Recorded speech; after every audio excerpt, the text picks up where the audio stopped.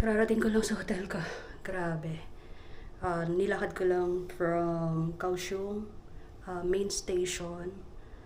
Siguro mga 5 minutes lang. Kaya lang natagalan lang ako dahil mali ako ng exit. Ang exit ko, Diyos ko, doon pa sa basement ng station. So, ito yung room. So,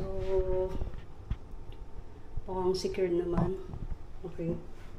Tapos pagpasok mo, CR agad.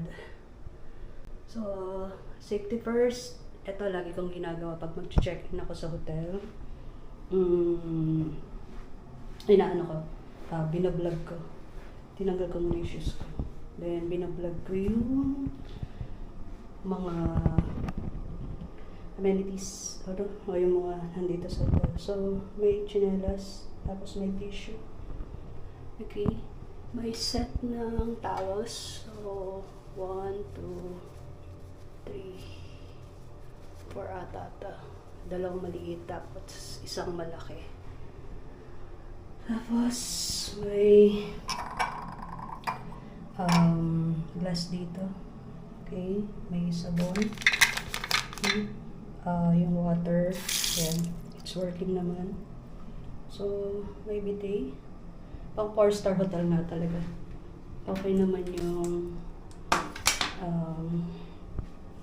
bowl. Tingnan natin kung working yung flush. Working naman siya. Tingnan natin kung working yung bidet. Ay! Nantaray ng bidet. Nanlalaban yung tubig. And then, ang ganda. Nagustuhan ko siya. May shower. May hot and cold.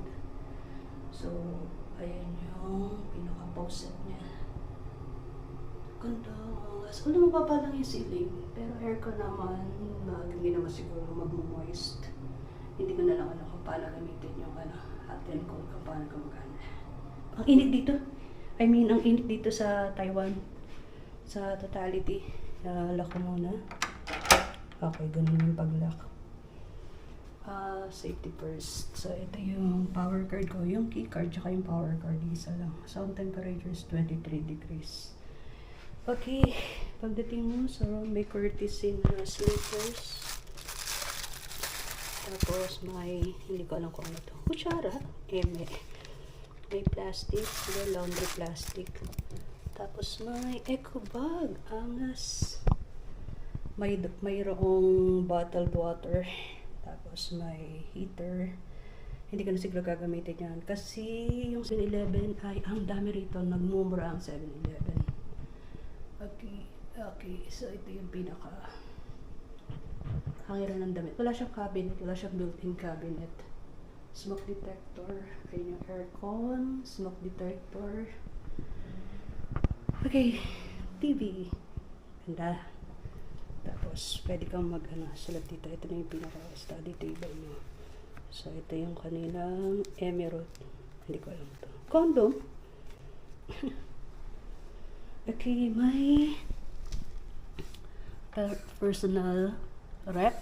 Siguro to. Pero hindi ko alam kung paano binubuksan. Okay, ito. Yan, may dalawang bottle. Siguro, may bayad siguro. Or courtesy, hindi ko alam. Tapos, ayan. So, nandito yung mga kape.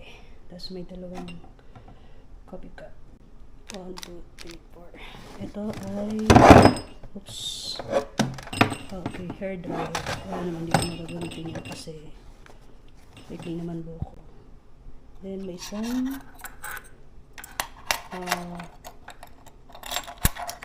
teaspoon. Dalawang teaspoon. Okay, basurahan. Blinds. Ang ganda. Aesthetic. Ang aesthetic. Okay. So, nandito yung telephone.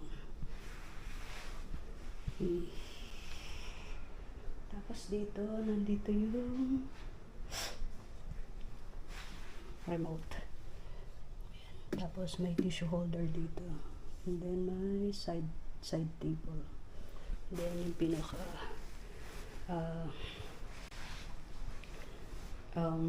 mattress na yun. Queen size to. Malamang queen size. Yun yung gamit ko.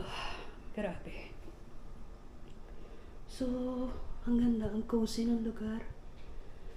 Sulit yung binayad ko rito. Sulit. So, ang gagawin ko, pupuntaan ko yung 7-Eleven. Tapos, kakain muna ako kung anong pwedeng makain doon. Pero, isi-secure ko muna yung gamit ko. Hindi ko muna lahat dadalhin yung pera ko. Okay? So, babush.